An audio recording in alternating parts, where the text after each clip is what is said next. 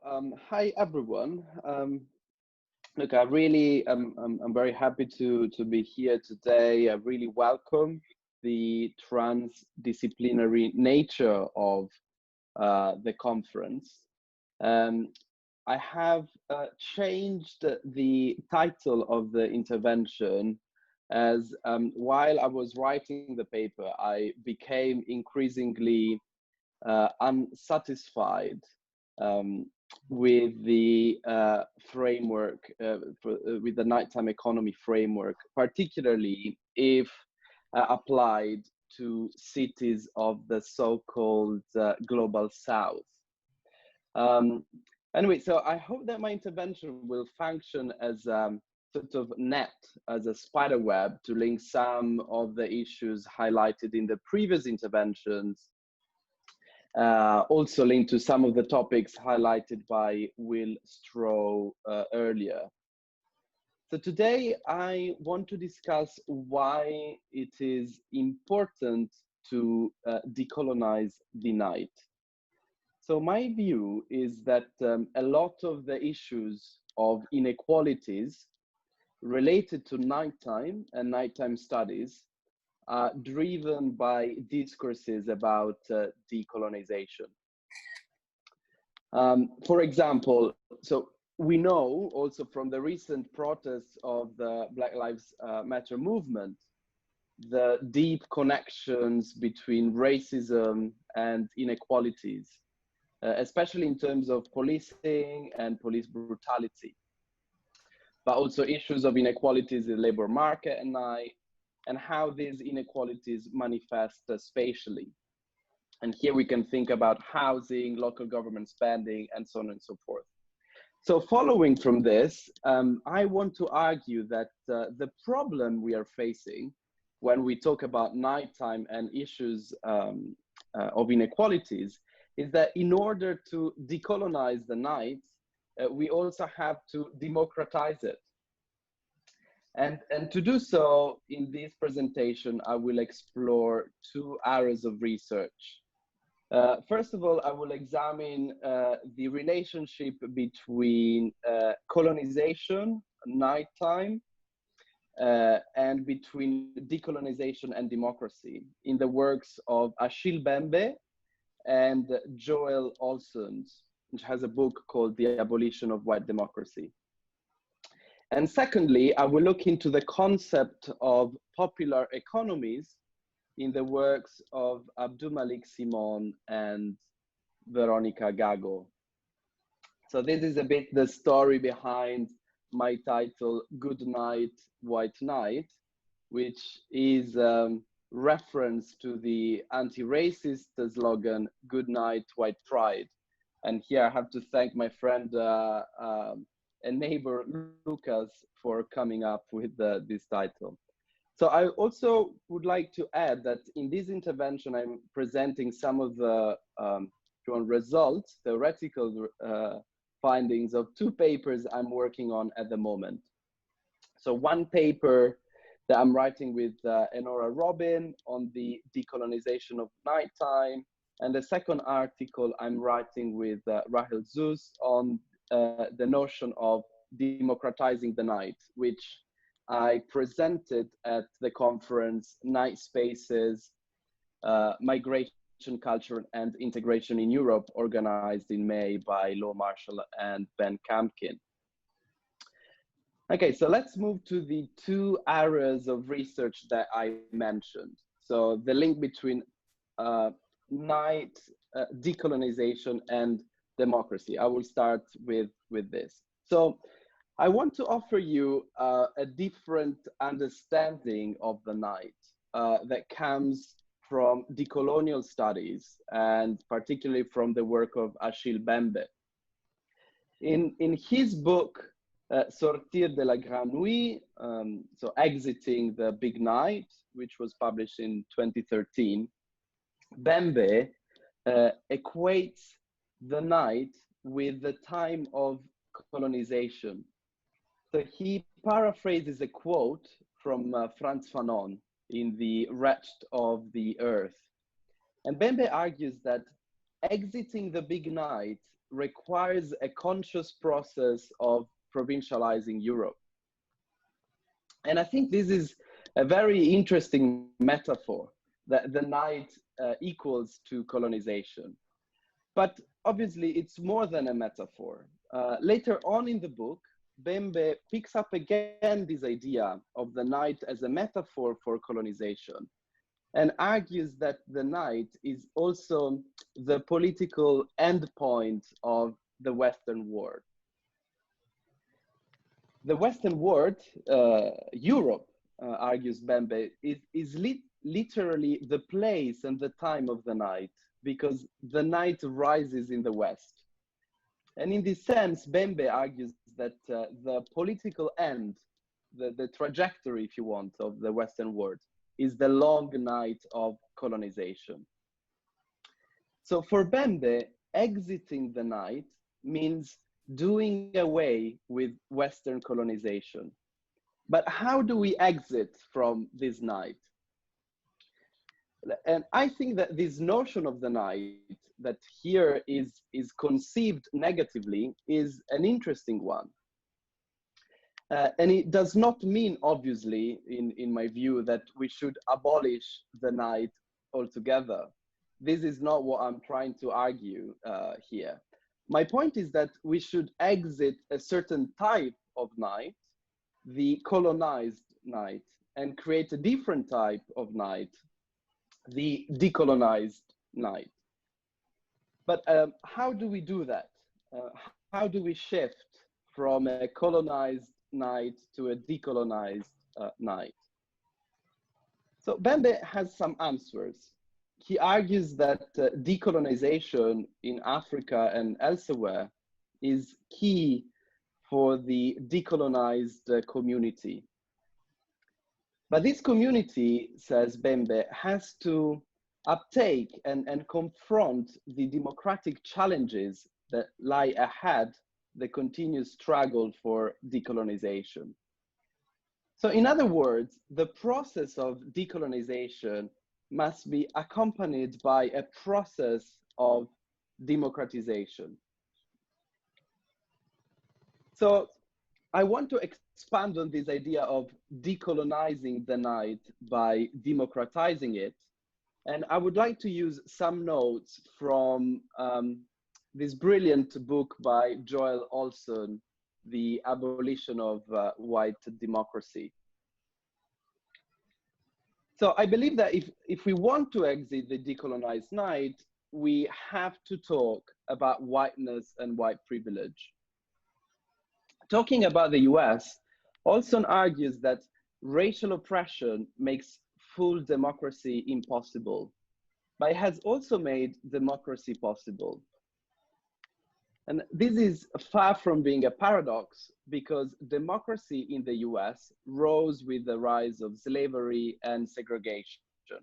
And this type of democracy that had a tacit or explicit consent of the white majority really equated citizenship with being white.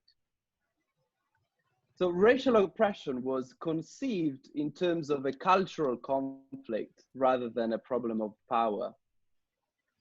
And Olson identifies one issue that is very problematic, which I put in the slide. And he says, all these approaches misconstrue racial domination as a problem of exclusion rather than a problem of privilege. Including the excluded is important, but by itself, inclusion does not undermine the passive model of citizenship that white democracy promotes. So these are extremely important points, in my opinion, because the limit with attempts to make the night more equal or inclusive, or making the night more democratic, is that such attempts do not look fully at white privilege. And I fear that unless we take on board white privilege with the intention to abolish it and to end racial oppression, any attempts to make night economies more inclusive may fail. So in order to decolonize the night, we must also abolish the night of white democracy. I would like to move on to a second, more practical dimension of this attempt to decolonize and democratize the night. In the field of development, when we observe cities of the so-called global south, we normally tend to look at informal economies. And I'm glad that in one of the last sessions, this issue was raised in the Q&A. So studying the night would therefore require studying the informal economies of the night. And we may find that the nighttime economy framework, we can think also here about the nighttime governance framework. We may find these frameworks too narrow and perhaps also problematic for some of the reasons we listed earlier. So today, I would like to argue that when we look at nights in cities of the global south, we should use the framework of popular night economies instead of using the nighttime economy framework. And I would like to give two main reasons for this choice. Observing informal economies in Abidjan, Jakarta, Khartoum, Phnom Penh, and Douala, urban theorist Abdulmalik Simon finds that engaging with popular culture is a possible method to understand urban sociality. The popular, argues Abdulmalik Simon, is the shifting social architectures that residents put together using their time, their bodies, their inclinations, the tools, and all the material stuff that exists to reach and connect public necessities, such as water, opportunities for income, for good times, or even to disappear, to fade away, fan out into a larger world of operations. Here I also included the book cover of Abdulmalik Simon's latest book, Improvised Lives, where the theme of the night runs always in the background, but it's a brilliant book about informal economies and popular culture. Now, the second reason for inviting to use this framework of popular night economies comes from the excellent work that Veronica Gago did on the notion of popular economies in Buenos Aires, in Argentina. And Veronica Gago suggests a shift from the informal to the popular. And this is because popular economies are hybrid in nature. They contain forms of property that are both informal and formal.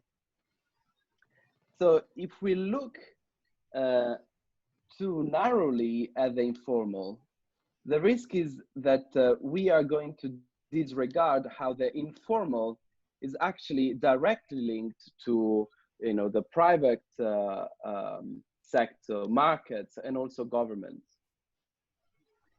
And Veronica Gago says that, workers of the popular economies, such as informal trash pickers, queuing workers, market vendors, care workers, cooks, sex workers, nighttime entrepreneurs, artists, musicians, community health practitioners, they all highlight different systems of engagement with the state and the private sector.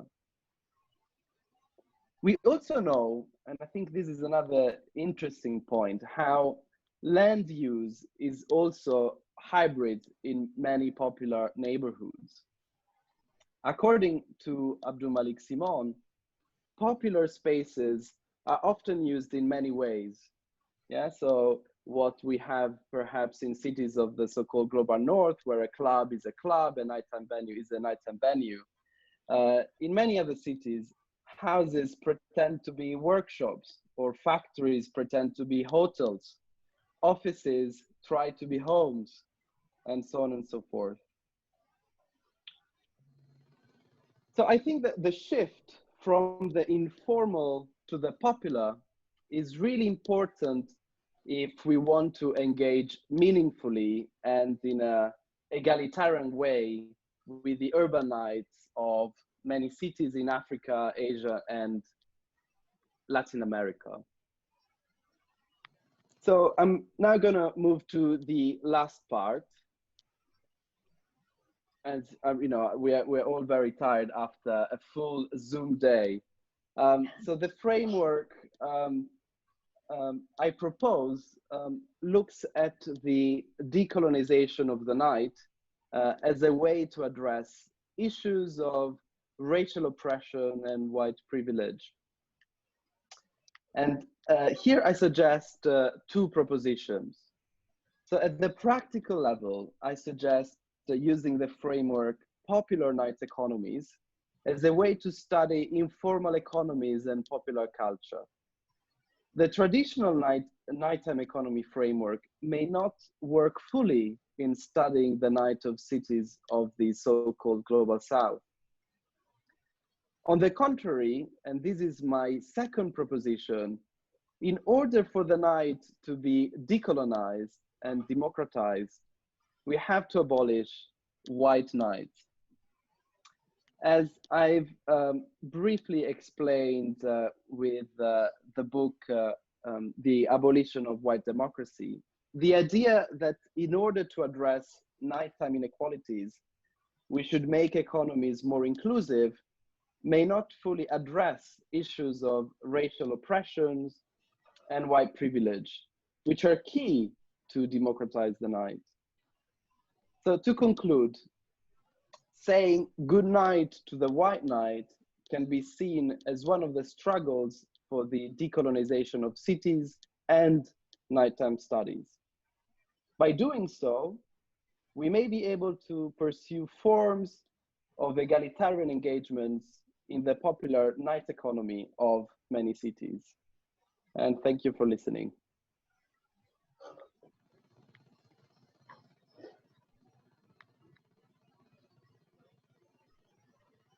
Thank you, Jonghee. Are you ready? Mm-hmm. So go ahead. Let me share.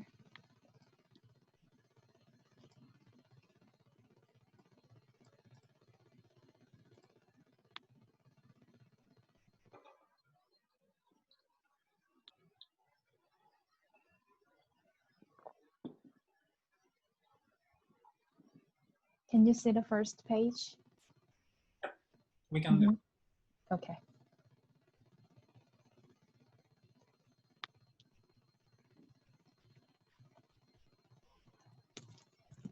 Okay,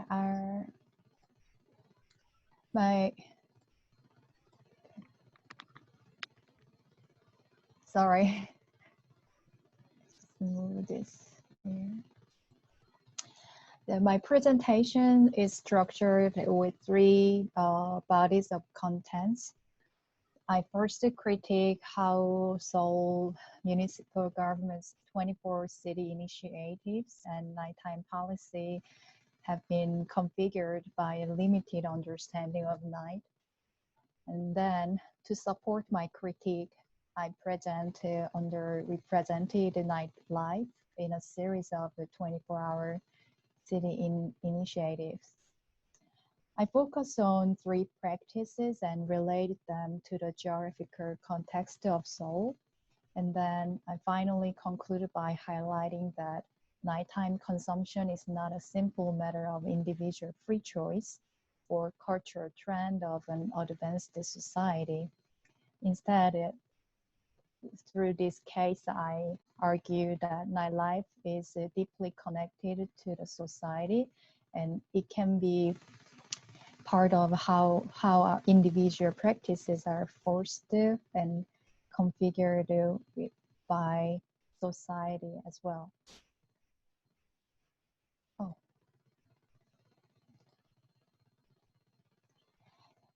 Yeah, Seoul had the curfew existed for 36 years. So it's since under the military dictatorship. And then that almost the first nighttime initiative started with the 88 Seoul Olympic. Seoul government tried to attract a foreigner and try to advocate more liberalized urban landscape. So they started invest lighting and also security as well. So since then, surveillance camera had been equipped in the city overall, and in 2016 it has now more than about 30,000 surveillance camera is operating, and you can compare to other cities like New York. So this number is pretty significant. And they have another, like recently, since 2014, they started escort service for women to return home. And so individual women can like register and to public service workers that came to the women and just escort. So those shows how they emphasize safety of nighttime. And back to there in 1998, this is a time that Seoul also more broadly, South Korea started to implement neoliberal policies. So they relaxed all kind of regulation, including nighttime market and economy as well. And this is a quote from Korean Culture and Information Service in 2012. So one of the things that most impressed foreign visitors to Seoul is vibrant nightlife of the city. And they proudly say it is the safest street. And stores and restaurants remain open until the wee hours of the morning. And bars and street food stands are filled with nightlife shopper and other locale. And I think this quote encapsulate how the government see nighttime, and there is a clear binary concept of nighttime. So nighttime is for leisure and dark, so that's dangerous, so has to be managed, and security is important. And this is for consumption time. So this is we have to attract foreigners and tourists, otherwise other creative classes. And this is for more liberalized spaces. So surveillance has been emphasized. And in 2014, Seoul government started using the catchphrase, "the city that never sleeps," more officially in their official tourist guidebook. And this guidebook once again, emphasized the nighttime scenery, and tourism and consumption is emphasized, which is very far from mundane life. Since 2014, there are some kind of mundane nighttime policies, such as extending bus time. So public bus services end midnight in previous, but now 4 lines are operating. Lines are operating from midnight to 5, and they try to support nighttime mundane services, but still I speak into new policies to support emerging demand and everyday and more mundane nightlife articulated by the following cases that I represent today. Let's skip this. So my case study is the 24-hour cafes, and before start presenting 3 important practices there, I need to justify why I focus on these cafes. In Seoul, there were general increase of cafes, and many dessert restaurant or any retailers started to attach a cafe sign, as you can see in the picture. And even bread shop and a bakery shop, and more originally emerged as cafe, has been overflooded. And there's a lot of expansion of cafes. And I think I can see this is not only in Seoul, but also in the world overall.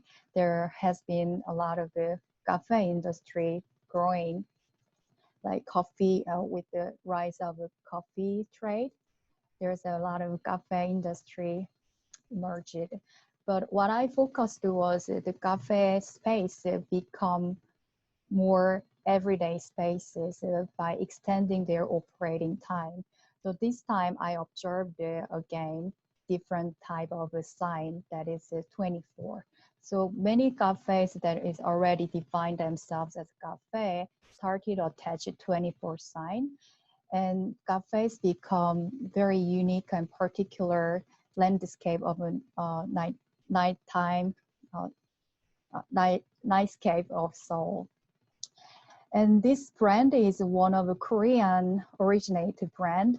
And when I visit New York City, I found this cafe and I was so happy because I was expected to have expect New York City to have a 24-hour cafe, of course. But then I realized, no, there is no 24-hour cafe that I have been using. There were some cafeteria kind of a very tiny retailers, but what I'm saying, coffee shop cafe is more like Starbucks-like upscale cafes, more safer and more luxurious. And I did find the one Korean brand, the 24-hour cafe, but despite the 24-hour cafe signs, they actually close at 3 a.m. And then when I visit again, they close at midnight because there is not many customers there.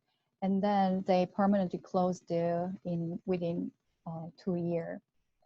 So this is the sign from New York City, and I realized that the city that never sleeps remains very nebulous that it appears in common usage, and it doesn't require guarantee or means that every neighborhood in the city could be awake, or the experience of such a city cannot be the same. So by drawing on particular type of night consumption at 24-hour cafes in Seoul, I would present that how the city that never sleeps could be differently reproduced and represented. I focus on 3 practices: self-improvement, taking care of the self, escape home. This is a motivation of nighttime consumption and actual practices as well. First of all, I can see a lot of people came to the cafe individually and work after this. This picture was taken after midnight. If I remember correctly, it's near 2 a.m. So you can still see many people around there. And I can see many of people did not intend to sleep there, but they started to be very productive, but then become drowsy and fall asleep in the middle of the night. So that indicates that actually those people who practice nighttime is not actually prefer nighttime. I mean, they have been working during the day and then they do additional work. And this is the moment that I found, oh, nighttime practice is not necessarily based on free choice. So they said the cafe is like fear and passion burned, and I can go to home at night because there, in this case, there is no bus, and they found using taxi is expensive or unsafe. So they rather be at cafe, and then there is no option but working. So they came to cafe to be productive. Then why? And they shows a lot of anxiety and sense of precarity, and because there is no regular job much and very high unemployment. And even if you have a job, you can make sure you got this job for a decent amount of years. And also they said our society no longer reward us for our hard work, so I just need to justify my life. So in some culture, sleep, lack of sleep or tiredness indicates that how you are diligent and how you are passionate. So by holding that kind of tiredness, they found the self-respect, and this is a very ethical practice, and also address social constraints as well. And the second practice is taking care of the self. Although some people describe that cafes are not a perfect space to study, they still come to cafe because they want to take care of themselves. Many people address that they are lonely or they don't have time to interact with others. And then eventually they forget how to interact with others and give up. And but they still want to be related to others by putting themselves or staying at cafe. So I don't know what to do if I'm awake at night and they want to be in social, but without any much obligation. Korea and Seoul is especially has a very requires a lot longer hour work, and this chart shows how South Korea had have a long hour working culture. So this is it's a inherence of a compressed modernity since 1960s. So Korean government highly relied on human capital by sacrificing their labor and long hour working. So it become kind of a culture. So they, after working on until like 9 a.m. 9 p.m., people don't want to go just to home. Instead, they want to find something, but they feel obligated by work. So the bean cafe is least most convenient and least responsible social interaction that they can pursue. And the third one is escaping home. And I found in cafe they're doing nail polish or even sleeping. And the last one is they keep their items without asking others, and these spaces become their alternative home. So it's very informally privatized this table. So this shows how those people at cafes has housing constraints. And as times are running out, and I skip this. So 24-hour cafes are very concentrated on the places that people live alone. And this is not only Korean's situation. Seoul and other cities similar to other densely populated cities like London, New York, housing supply and public services does not meet the demands of the increasing population in Seoul, especially for younger people. So they have to live in very tiny space like that, or they live with their parents. Otherwise, they have to commute over 2 hours. So they stay at cafe to save their time or escape their home, which is very shitty. So I can relate those three practices to the social or cultural constraints. So in so doing, I see this nighttime actually shows leisure work, and it blurs all the lines between two binary concepts. So it's a productive, but also consumption, and it's a self-regulated, but very liberated practice. So in conclusion, I would say nightlife is configured not solely by individuals' free will. So there is no perfectly free choice, as an individual make a choice among certain available options. So when it comes to talk about our like nighttime initiative and policies, and we really emphasize people's freedom and democratic, but in fact, what we have to consider what makes that nighttime actually function, and how we can support those kind of mundane life should be considered. That's what my point of the presentation. Thank you. Sorry, I use more time. Thank you, Jonghee. Yeah. So, Yolanda, are you ready? Yep. Okay, do you hear me fine? Okay. I'm sorry, I had an issue with my computer and I'm not using mine, so I don't have my presentation, but I'm gonna do it like this. I apologize. So, this presentation is part of my PhD. This is the thesis that I'm working on, and this is the premise. The main goal of leisure, according to Norbert Elias, is the relaxation of emotional constraints. And in contemporary societies, such activities take place mostly at night and on weekends. However, in contexts of heightened discontinuous citizenship like Mexico City, how is night leisure possible? What kind of emotional experiences occur in a city with an impunity index above 90%? This also presents a question of who the legitimate leisure subjects are within a society where 47% of people disagree with women going out at night by themselves.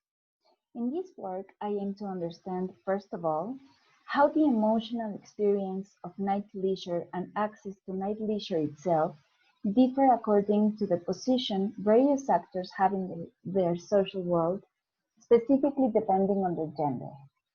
On second place, how night leisure resources are distributed among actors positioned relationally within their context. And third, what are the motives of said actors to engage in night leisure practices in the aforementioned circumstances, and what are the consequences of that participation or not participation? In this presentation, I explore the conditions of possibility of night leisure in Mexico City, the patterns of legitimacy that lie behind night leisure practices, and the allocation of leisure resources in order to disentangle their emotional experiences and the reasons why night leisure is a worthy experience despite all of the challenges. The universe of people I'm working with are adults between 25 and 40 years old. They do not identify with any subcultures. They belong to an urban upper middle class, are accomplished professionals, they live in central Mexico City, and only 2% of them identify as LGBTQ+. In other words, in Mexico, where half the population lives in poverty, they are one of the most privileged sectors. I think this is important because we have to contextualize what this privilege looks like. What are the limits of it? I mean, I would like to shift a bit the narrative of the global South. Just as the poverty and deprivation, you know, we have this sector of night leisure, of nightlife, that looks pretty much like the first world kind, but it has the particularities that maybe you cannot appreciate when you are doing field work. So Allegedly, this privilege allows people to enjoy night leisure more freely. You know, the stigma of night activities is lower, the neighborhoods they can afford to party in are safer, they have access to private services of transportation, and they presume to have more equal romantic partnerships, for example, that allows them more freedom to explore nightlife on their own, etc. However, I found that this privilege does not guarantee an experience free of perceived danger, for example. It does not guarantee for women a safe experience, nor one free of extra work or one ridden of fear despite the joy it may provide. I must state that I am researching the experience of what I call the repertoire of the night leisure activities. That means I include domestic night as well, not just the activities of the festive night that take place in a bar, for example. And this approach allows me to grasp the variety of drivers to engage in different types of nocturnal activities. This unspectacular bunch do unspectacular things designed to break away from routine, and it is precisely these everyday activities that we lack knowledge of. I broke down this presentation on the three subjects aforementioned: emotions, condition of possibility of night leisure, and reasons to engage on it in order to have a deeper, more complex understanding of the factors that allow or discourage night leisure beyond the offer of the cities. Often, it's specific social dynamics that make access to night leisure that much more restricted. We must take into consideration how several aspects of social life play out and impact different practice of night leisure in contexts like Mexico City and other cities of the global south. Even in the biggest cities, even in the wealthiest classes, even those that have structural advantages experience leisure through this complex intersection of conditions. It is not a given that people go out. It is not a given they go out to relax, have fun, blow off some steam, or as a ritualized part of everyday life, like pop culture in the UK, for example. The first assumption we make is night leisure is a source of only positive emotional experiences. And this does not always hold up in the field. Night leisure emotional experiences are often entangled with fear and frustration. For women, it entails an intense emotional work to reconcile their own contradictory emotions, but also it's their tacit responsibility to regulate others' emotion. For example, they diffuse tension when someone does something inappropriate. They affirm very interestingly that they feel they are the ones in charge of building joyful memories. They have to create memorable experiences in domestic settings and feel they are in charge of making important life events in this sort of emotional calendar. A new job, anniversaries, birthday parties, etc. One of the most interesting things I found are the strategies these women are using to switch the negative emotional experiences of the night. They are planning girls-only nights out, preferably to places that are holding women-only nights themselves. This is not that common. I think I was lucky that something big happened in the country when I was doing these interviews that allowed the people that I was interviewing to reflect on their practices. 4 policemen raped a 16-year-old girl that was coming home from a party. And it was a huge scandal because the authorities leaked the information of this girl and the policemen were not punished. So there were demonstrations, and one of the biggest, these chants and protests, I'm not aware of the word, how you say it, but it was, the policemen, they don't take care of me. My girlfriends do.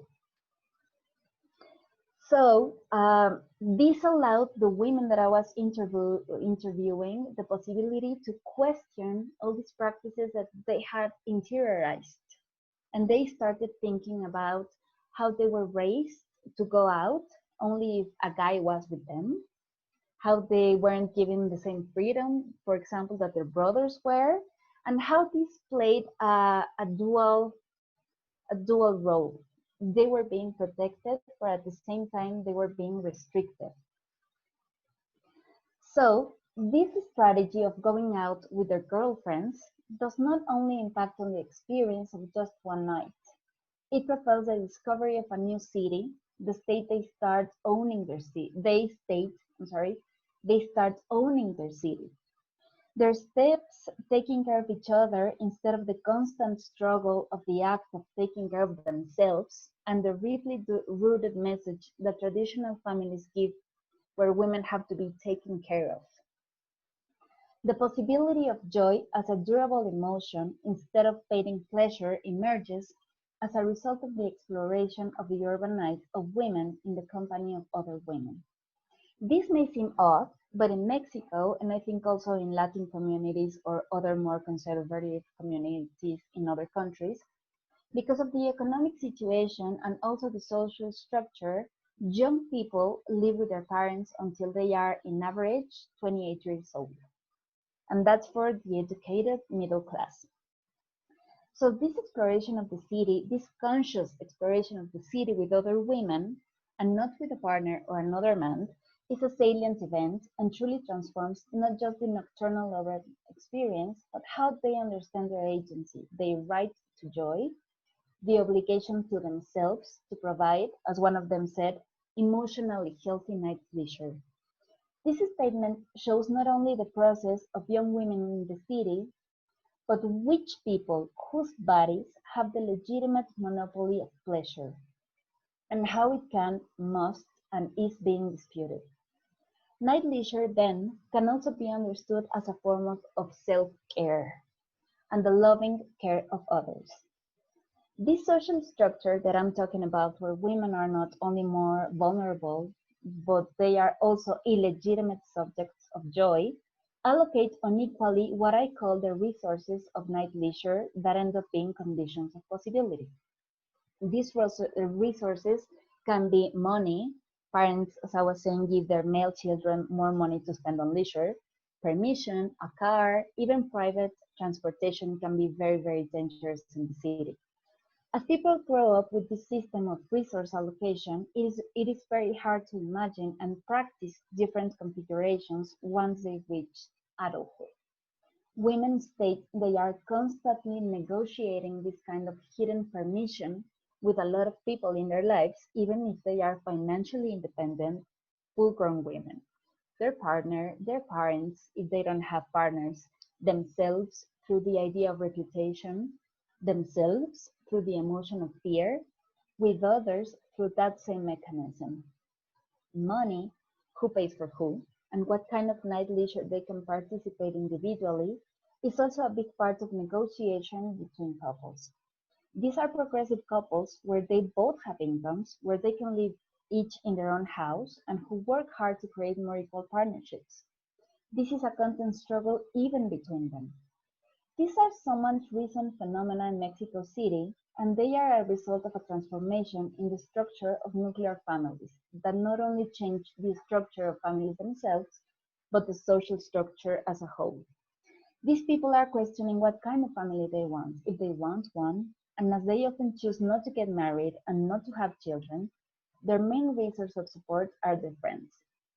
In adulthood, where time availability becomes scarce, participation in night leisure to commemorate life-changing events becomes a sort of a gift, as Moss would call it. The time and the effort deepen solidarity, the solidarity that far exceeds night activities. They do so as a resource to strengthen bonds and deal with uncertainty in a society that's rapidly changing and are experiencing for the first time a structure and building a life where a heterosexual family with kids is not the norm, and they rely on their friends. Women discover themselves not only through work and professional environment, but through leisure, through night leisure, and recognize and deal with navigating the city at night accompanied by other women. Even themselves are the result of a major demographic switch. They are the first generation of only children in Mexico City. The ones that go through heaven and hell with them are their friends, and they keep their friends through meaningful night leisure moments. They become events, they strengthen their partnership with domestic leisure, they find themselves through it as well. So I'm going to stop here. The goal of this work is to contribute to the understanding of how night leisure is a resource for communities, even non-spectacular ones, among traditional societies in transformation, and can also be helpful to understand night leisure participation among minority communities in foreign contexts, for example. We must be aware of these transformations, map them out, make an effort to bridge the gap between governance, nighttime economy, and what happens at a macro level to really understand what happens in our urban nights. How can we have healthier, broader, more equal access that in the end is one of the main resources for young adults to create systems of support, care, and joy? Thank you. Thank you, Yolanda. Our last intervention for this session, Florian and Magali. Yes, so I'm going to share my screen.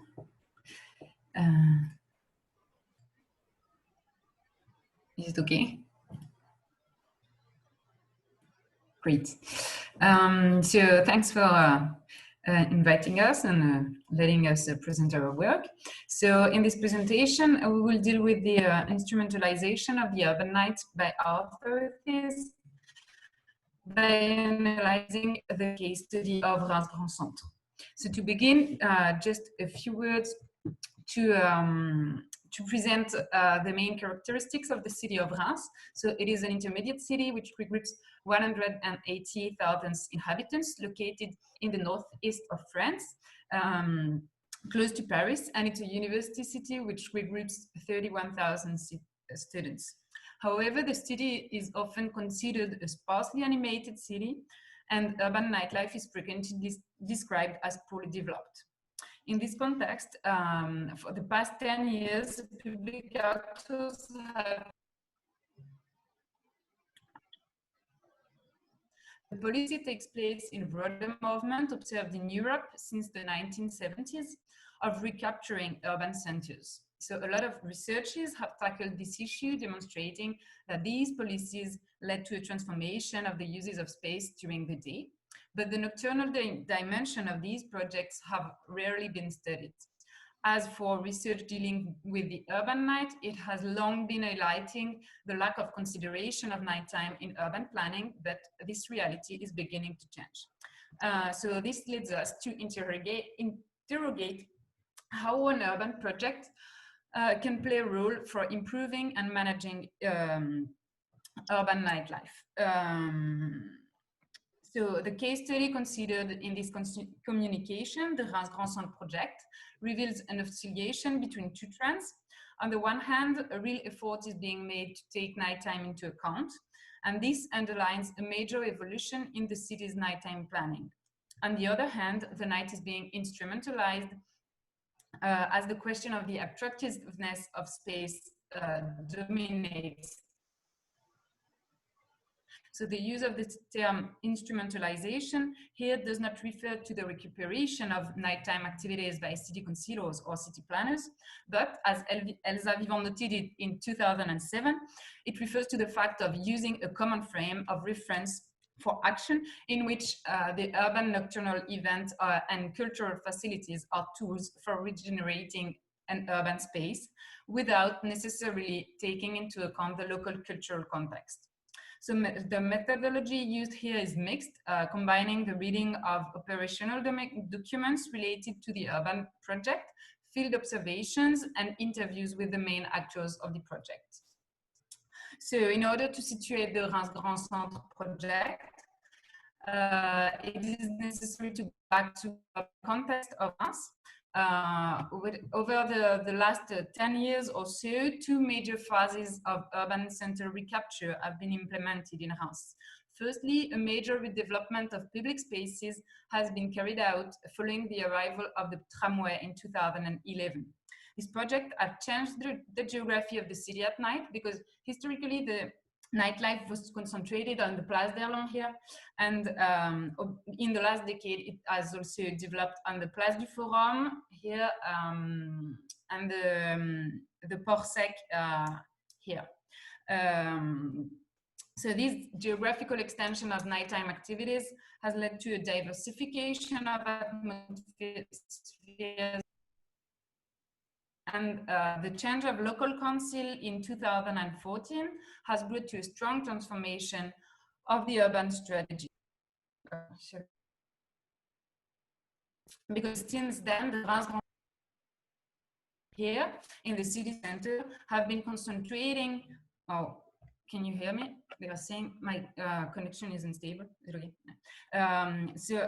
It is a large project taking place on a space close to the center but neglected. This project includes the creation of an aqualudic center here, the office blocks, and a large event hall here, which will host numerous evening events. And it includes the reorganization of the promenades, which is a large public green space here.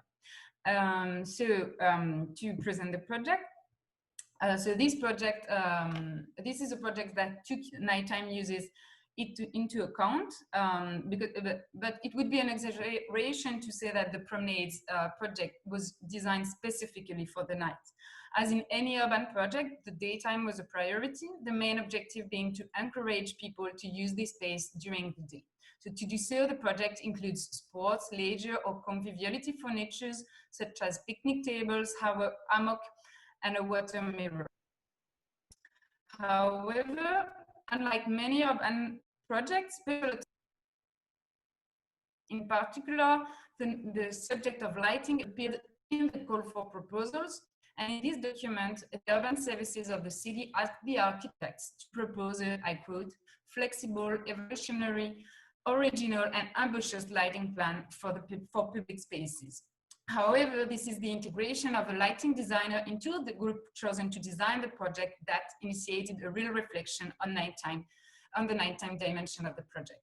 This was made by proposing different mast heights and lighting powers, but also different colors and patterns according to the destination of the space.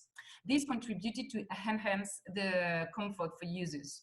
Firstly, the lighting was used to make the space easier to read at night. The main alley, which is there, is, for instance, illuminated by high masts to make it easily identifiable as the main circulation axis. Secondly, the lighting is used to stimulate the nocturnal uses of the promenades, and an animated lighting was conceived in order to give the impression of a presence in the space and to avoid the feeling of solitude at night.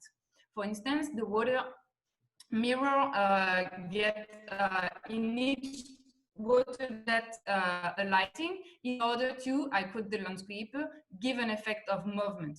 And similarly, in the main alley lightings, patterns are projected on the ground in order to reinforce the nighttime attractiveness of the promenades. Colors are also adapted to improve comfort, and for example, children's play areas are lit with an amber color, as we can see there, contrasting with the cooler color of the alley, and this is made to give the impression of a warm space.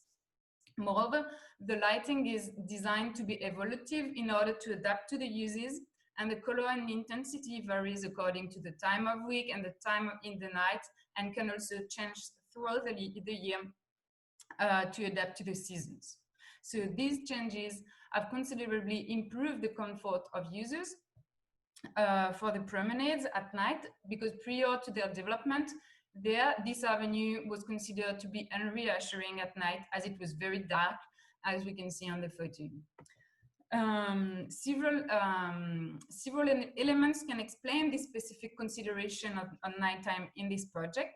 Firstly, the promenades project is located on an axis linking various existing nightlife centers in Reims, like the Place d'Irlande, the Place du Forum, and the Port Sec district. So it's an access to link the different nightlife spaces. And secondly, 2 of the 3 main nightclubs in Reims are located on the edges of the project, here and here. But more importantly, it is an axis linking the railway station located here to the new city center, to the new district under construction there, which include an event hall designed to host major events in the evening. So it was therefore necessary to take the night into account in order to ensure easy access to these spaces, including at night. The configuration of the space itself also helped to take into account the nocturnal dimension of the project, as long as it is an open space. So this immediately raised concerns. And finally, in a more general way, the improvement of techniques made it possible to take better account of nighttime uses, because lighting that can be adjusted in intensity and in color is made possible by the recent development of light technologies, which are now accessible at lower costs. So to conclude this part, nighttime was took into account in the design of this project, which enhanced the comfort for users. But as Florian will explain, only certain nighttime uses have been taken into account. So I let him continue. In fact, we had night vision out of state with ordinary uses. The revitalization of the promenade seems to be an urban success. Indeed, the railway station district was considered as a dangerous district. Since the revitalization, the promenades are used intensively and are valued by inhabitants. This is a flagship project of the municipality. The effective social heterogeneity during the day is reversed at night, when students and young workers invest all of these spaces. The students were never considered as a target audience, unlike children, so the playground areas, for instance. Students are drinking, eating, smoking, singing, etc. Even so, access is prohibited for all people who are intoxicated. It's also prohibited to consume alcoholic beverage, to use the playground areas at night, to play noisy games, etc. In fact, there is tolerance within this green space open to the city. Uses and behaviors are managed more insidiously. Pedestrian continuity was designed with the idea at night of a lower intensity of users with a less intense lighting. However, it's an axis to which the central festive square of Erlong, concentrating all the night venues, and the nightclubs located on either side of the promenade. Conflicts appear between nightgoers and after 4 a.m., between nightgoers and the morning workers, erasing the traces of the night. Behaviors considered as excessive are regulated because the night is considered by public authorities in terms of conflicts, nuisance, and insecurity. More broadly, we can see that social marginalities are pushed out of these valued urban spaces, such as homelessness, the resellers of illicit drugs, or sex workers. We have CCTV cameras and police patrols that constitute strong social regulation devices, and the uses considered as undesirable by urban councillors are disadvantaged through the planning of space. The devices put in place by public authorities therefore produce forms of legitimacy in the use of public spaces with the integration of security into urban planning. Challenges arise in terms of co-presence between ordinary users and the people attracted by these new urban spaces. So we have an instrumentalization of the night to make a territory attractive. This project creates a link between the medieval center and the suburbs, separated by a railway track. The Boulevard de Promenade creates a structuring axis between the Congress Palace and the Art District, especially for Parisian executive and Parisian tourism. For the inhabitants of Reims, the project extends the green and blue network along the channel, and the city center was developed from the Front Square in 2010 and the City Hall Square in 2019. So the concentration of added value services attracts peripheral inhabitants. It's in fact an intensification of the uses of this urban border by rethinking it on several scales of attractiveness to shift the polarization of the city center. Within this project, we find the revitalization of an old industrial space through culture in order to make this space attractive and legitimate to pursue the economic development. In fact, territorial attractiveness policies are classic local development strategies. With the crisis of Fordism, cities have to enter in the era of urban entrepreneurship and to develop so-called supply urban policies for attracting investors, businesses, and privileged social classes. Local governments are encouraged to develop emblematic projects and vision to position their city. So we have cultural policies on the nighttime that have become increasingly important for competitiveness. We have two projects, the Port Colbert and Reims Grand Centre, that are big urban projects that upgrade these previously neglected areas. These are mixed programs focused on young cultural talents at Port Colbert with a design school, creative industries, student housing, etc., and more focus on the business world in Cernin-Boulogne with luxury hotels, offices, etc. The creation of two major facilities, the aquatic complex and the arena, is the driving force behind this urban development. Beyond local resources valued by two UNESCO labels, which are Champagne and historical monuments, we have events and culture that are a priority given by the municipality. The awakening of the sleeping beauty took place in order to attract inhabitants of the urban peripheries, Parisian executive, Parisian tourism, and students of private schools. This is a way to avoid the peripherality of new households, the fear of becoming a dormitory city, and the precariousness following the logics of deindustrialization. Since the 20s, the upgrading of the image of the city is partly linked to the number of events organized at night to support the cultural institution and spectacular urban nightlife, with, for example, the Sound and Light Show at Reims Cathedral in 2011. However, the transformation of urban morphology modifies social morphology. Therefore, the ways of occupying a space and identifying with it. The price per square meter has risen sharply, the most popular urban spaces today being the district of Erlon, Forum, and Halle. The real estate market in the city center is dynamic, especially for small-scale properties, attracting rental investors and larger-scale properties for Parisian executives. While the median price is currently 2,000 euros per square meter in Reims, the median price is 3,000 euros per square meter in the central district, with a valuation of 18 points in 5 years. However, this strong revaluation is not uniform, with a socio-economic gradient that appears between the north and the south of the project, with a night grocery store, pizzeria, student residences, etc. at the south, and a notarial fees, a 4-star Golden Tulip Hotel, and several gourmet restaurants at the north. It promotes the concentration of investments within the city center, contributing to the social-spatial fragmentation of the city. Users defined as undesirable or rejected by gentrification related to such urban programs, but the main reason for the arrival of creative class is related to professional opportunities and social networks. To conclude, we can see that culture is exploited and the city becomes an object of commerce instead of being the place of commerce. Differentiated value systems confront each other according to lifestyles which are co-present and hardly compatible between the creative class, tourists, and students, as well as wealthy owners. The actors of urban production are trying to arrange spaces to limit problems with tools and devices, but there isn't any overall nocturnal strategy. Consequently, the night can appear as a resource for developing territorial attractiveness through urban animation, and a laboratory for analyzing the weak signals of the challenges of urban production. So the current health crisis highlights this absence of nocturnal governance at the scale of intermediate cities.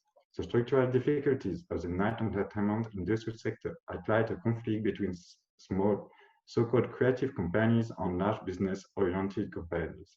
Moreover, the context of uncertainty on collective anxiety leads to the development of social and biopolitical controls, separating the healthy people from the infected people, recalling segregation during the peak of the epidemic of HIV. We have to understand this moral hygienism trying to remove the vices from urban centers. Thanks. Thank you both. And now is the time for opening the questions. So,